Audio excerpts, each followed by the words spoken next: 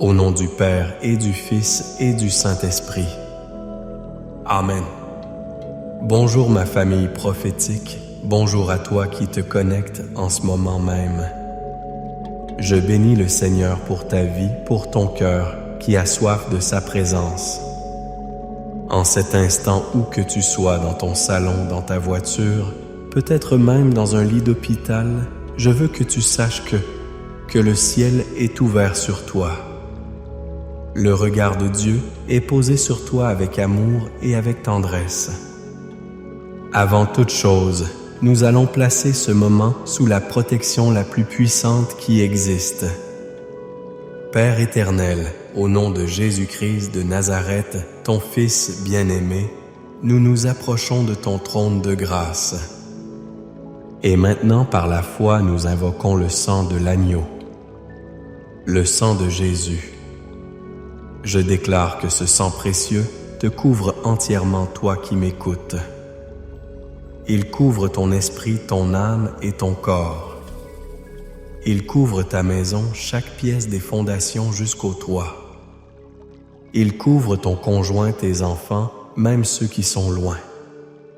Je déclare une ligne de sang autour de ta famille, une forteresse spirituelle infranchissable pour l'ennemi. Aucune arme forgée contre toi ne prospérera. Toute langue qui se lèvera en jugement contre toi, nous la condamnons maintenant au nom de Jésus. Le sang de Jésus est ta protection, ton refuge, ta bannière. Et nous invitons le Consolateur. Viens, Esprit Saint. Viens, douce présence de Dieu. Nous ne pouvons rien faire sans toi. Prends le contrôle de cet instant. Prends le contrôle de mes paroles. Prends le contrôle des cœurs qui écoutent. Viens souffler un vent de paix, un vent de révélation, un vent de guérison. Père, je veux prier maintenant pour une personne en particulier. Toi qui es tourmenté par l'angoisse de la mort. Peut-être que tu as reçu un diagnostic médical effrayant. Peut-être que tu as perdu un être cher et que la réalité de la fin te paralyse. Peut-être que chaque soir, quand tu te couches, une peur irrationnelle de ne pas te réveiller t'envahit. Écoute la vérité de la parole de Dieu. La Bible dit dans 2 Timothée chapitre 1 verset 7 « Car ce n'est pas un esprit de timidité que Dieu nous a donné, mais un esprit de force, d'amour et de sagesse. » La peur de la mort n'est pas un sentiment qui vient de Dieu. C'est un esprit, un mensonge de l'ennemi pour te voler ta paix et ta joie. Alors maintenant, au nom puissant de Jésus, je prends autorité sur cet esprit de peur, cet esprit d'angoisse de la mort, et je lui ordonne de te lâcher. Je commande à toute pensée de terreur de se soumettre à l'obéissance de Christ. Je brise les chaînes de l'anxiété et je déclare sur toi l'esprit de force, l'esprit d'amour et l'esprit de sagesse et de paix qui vient de notre Père. Reçois-le maintenant au nom de Jésus.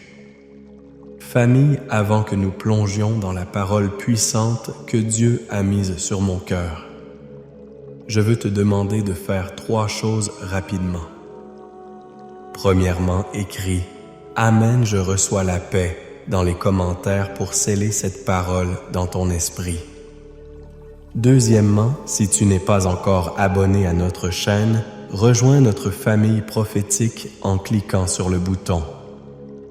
Tu ne veux manquer aucune de ces rencontres divines. Et troisièmement, partage cette vidéo. Pense à 7 personnes dans ta vie qui ont besoin d'entendre ce message. 7 est le chiffre de la perfection divine. Sois un canal de bénédiction pour 7 personnes aujourd'hui. Et je te fais une promesse, reste jusqu'à la toute fin, car après l'enseignement, je vais prendre un temps de prière spécifique et puissant pour toi, qui a le cœur brisé par un deuil ou qui fait face à la maladie. Dieu va faire quelque chose de spécial pour toi aujourd'hui. Le thème que le Seigneur a mis sur mon cœur est simple mais si profond. Seigneur, garde mon esprit en paix face à la mort. Nous allons regarder ensemble comment la parole de Dieu, et spécifiquement la promesse du psaume 91, nous donne une assurance inébranlable, non pas pour ignorer la mort, mais pour la regarder en face avec la paix surnaturelle de Dieu.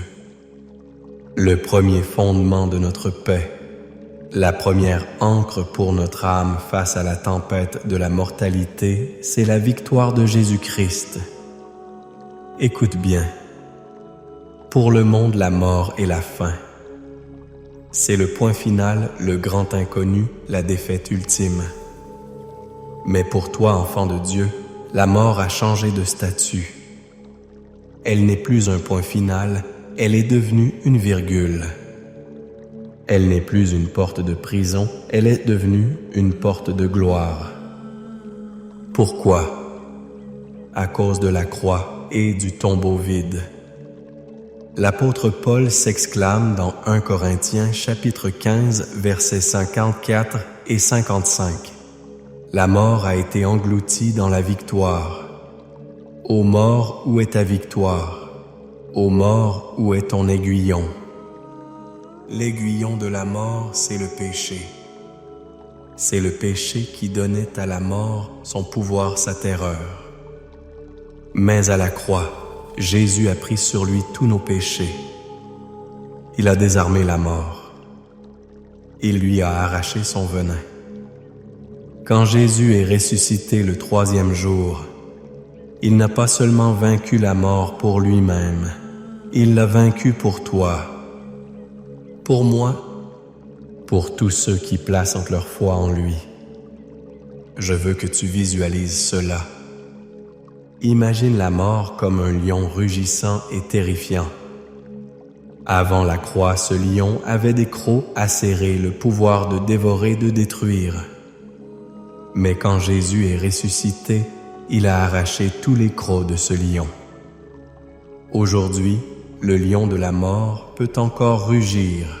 Il peut encore essayer de t'effrayer, de t'intimider avec son bruit, mais il n'a plus le pouvoir de te détruire. Son pouvoir a été brisé. Pour l'enfant de Dieu, mourir, c'est simplement s'endormir dans les bras de Jésus pour se réveiller dans la gloire. C'est un passage, pas une fin. C'est une promotion. C'est rentrer à la maison. Quand tu comprends cela au plus profond de ton être, la peur commence à se dissiper parce que tu ne fais plus face à un ennemi invincible, tu fais face à un ennemi vaincu. Déclare avec moi où que tu sois. La mort est un ennemi vaincu par Jésus. Le deuxième fondement de notre paix, c'est la promesse de la vie éternelle. Jésus ne nous a pas seulement sauvés de quelque chose, la mort et l'enfer, il nous a sauvés pour quelque chose, une éternité glorieuse avec lui. Juste avant d'aller à la croix, il a regardé ses disciples angoissés et leur a dit ces paroles dans Jean chapitre 4. Que votre cœur ne se trouble pas. Croyez en Dieu, croyez aussi en moi. Il y a de nombreuses demeures dans la maison de mon Père. Si ce n'était pas vrai, je vous l'aurais dit. Je vais vous préparer une place. Et lorsque je serai allé vous préparer une place, je reviendrai et je vous prendrai avec moi, afin que là où je suis, vous y soyez aussi. Arrête-toi une seconde sur cette promesse. Ce n'est pas une vague idée philosophique. C'est une promesse personnelle et concrète faite par le roi de l'univers. Jésus lui-même, l'architecte du cosmos, est en train de te préparer une place qui porte ton nom. Ce n'est pas un lieu de tristesse et de regret, c'est la maison du Père. Un lieu où il n'y a plus de larmes, plus de deuil, plus de cris, plus de douleur. un lieu de retrouvailles et de joie parfaite, de communion ininterrompue avec celui qui t'a aimé au point de mourir pour toi. Parfois, nous vivons tellement focalisés sur les 70, 80 ou 90 années que nous passons ici-bas, que nous oublions que ce n'est que le hall d'entrée de l'éternité. C'est la préface du livre. Le meilleur est à venir. Quand tu changes ta perspective, quand tu commences à vivre avec une conscience de l'éternité, les choses qui te faisaient si peur sur terre perdent de leur emprise. La perte d'un travail, une maladie, même la mort physique, tout est remis dans sa juste perspective face à la gloire qui nous attend. La peur de la mort vient souvent d'un attachement excessif à la vie terrestre. Mais quand tu réalises que ton véritable trésor, ta véritable citoyenneté est dans les cieux, tu peux tenir les choses de ce monde avec une main plus légère et t'agripper fermement à la promesse de la vie à venir. Ta paix ne dépend plus des circonstances, mais de ta destination. Et cela nous amène à notre troisième fondement qui est la clé. Pour vivre cette paix au quotidien, c'est la présence du Saint-Esprit, notre consolateur. La paix face à la mort n'est pas quelque chose que tu peux fabriquer par la force de ta volonté. Ce n'est pas de la pensée positive. C'est un fruit surnaturel de l'Esprit de Dieu qui vit en toi. Jésus a dit dans Jean 14, verset 27, « Je vous laisse la paix, je vous donne ma paix. Je ne vous la donne pas comme le monde la donne. Que votre cœur ne se trouble pas et ne s'alarme pas. » Quelle est la différence entre la paix du monde et la paix de Jésus? La paix du monde dépend de l'absence de problèmes. Si tout va bien, si les comptes en banque sont pleins, si la santé est bonne, alors on a la paix. Mais dès qu'une tempête arrive, cette paix s'envole. La paix de Jésus, c'est différent. C'est une paix qui demeure au milieu de la tempête. C'est la présence de Dieu qui te dit « Je suis avec toi », même quand les vagues menacent de t'engloutir. C'est cette assurance intérieure calme et profonde que peu importe ce qui arrive à ton corps physique, ton esprit est en sécurité éternelle entre les mains de ton Père. Comment activer cette paix? En cultivant ta relation avec le Saint-Esprit. Chaque jour dans la prière, dis-lui « Saint-Esprit, remplis-moi de la paix de Jésus. Inonde mon âme, calme mes pensées anxieuses. » Et quand la peur de la mort essaie de frapper à la porte de ton cœur, ne la laisse pas entrer. Ne commence pas à débattre avec elle. Confronte-la immédiatement avec la parole de Dieu et la puissance du Saint-Esprit. Déclare à haute voix « Non, je ne recevrai pas cet esprit de peur. J'ai la paix de Dieu qui surpasse toute intelligence. Christ a vaincu la mort et je suis en lui. » Cette assurance qui est au cœur de la déclaration prophétique du psaume 91. Ce n'est pas un talisman magique. C'est la déclaration de foi de celui qui a trouvé sa paix et sa sécurité, non pas dans ce monde, mais dans la présence même de Dieu. Maintenant, je veux que nous déclarions ensemble ce psaume. Je ne veux pas que tu l'écoutes seulement. Je veux que tu le proclames avec moi avec foi comme ta réalité. C'est ton héritage en Christ. Fais de chaque mot une arme contre la peur. Disons-le ensemble.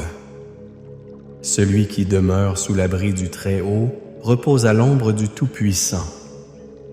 Je dis à l'Éternel, mon refuge et ma forteresse, mon Dieu, en qui je me confie. Car c'est lui qui te délivre du filet de l'oiseleur de la peste et de ses ravages. Il te couvrira de ses plumes et tu trouveras un refuge sous ses ailes. Sa fidélité est un bouclier et une cuirasse. Tu ne craindras ni les terreurs de la nuit, ni la flèche qui vole de jour, ni la peste qui marche dans les ténèbres, ni la contagion qui frappe en plein midi. Que 1000 tombent à ton côté et 10 000 à ta droite, tu ne seras pas atteint. De tes yeux seulement tu regarderas et tu verras la rétribution des méchants. Car tu es mon refuge, ô Éternel. Tu fais du Très-Haut ta retraite. Aucun malheur ne t'arrivera, aucun fléau n'approchera de ta tente.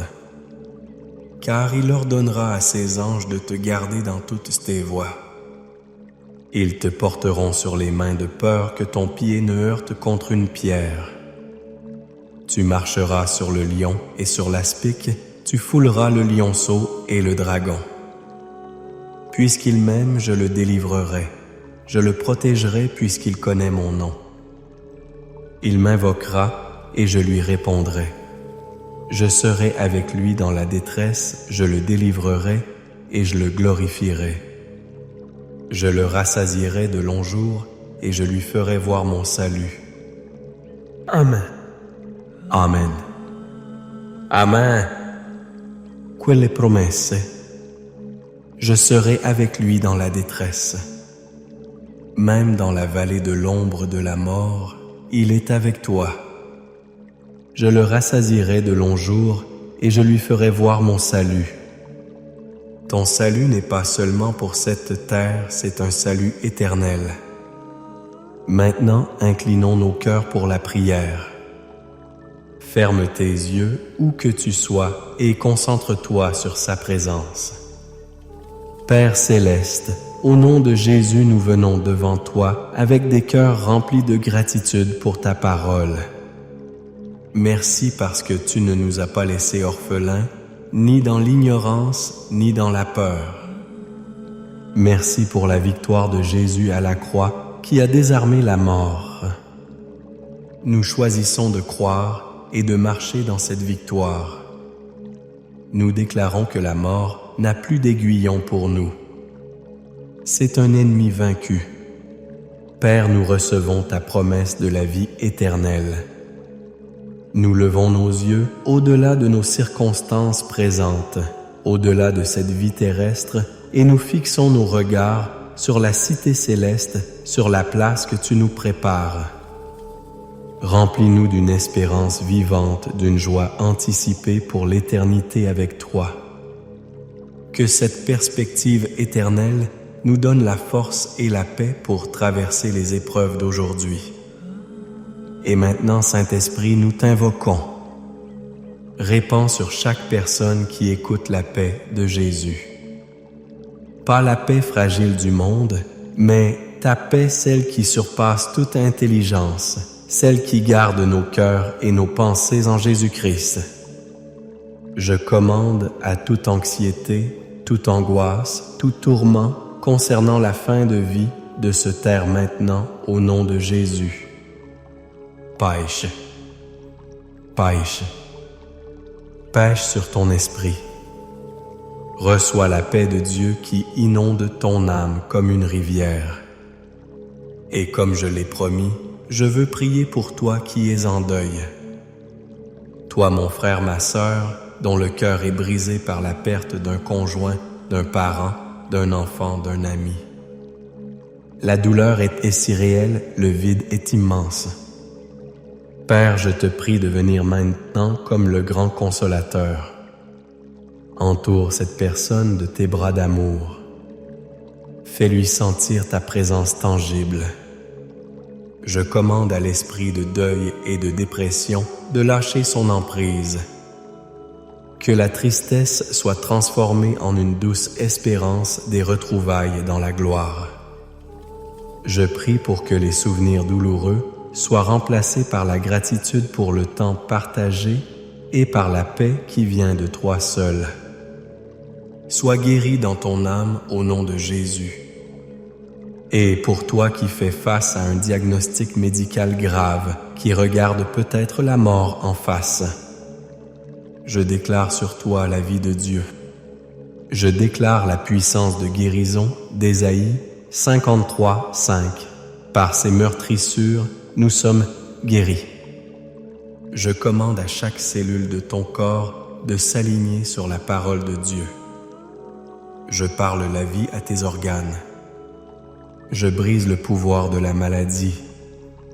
Mais au-delà de la guérison physique, je déclare sur toi une paix surnaturelle. Que la peur de l'avenir soit remplacée par une confiance absolue en ton Sauveur qui tient ta vie et ton éternité dans ses mains. Tu n'es pas seul. Il est avec toi.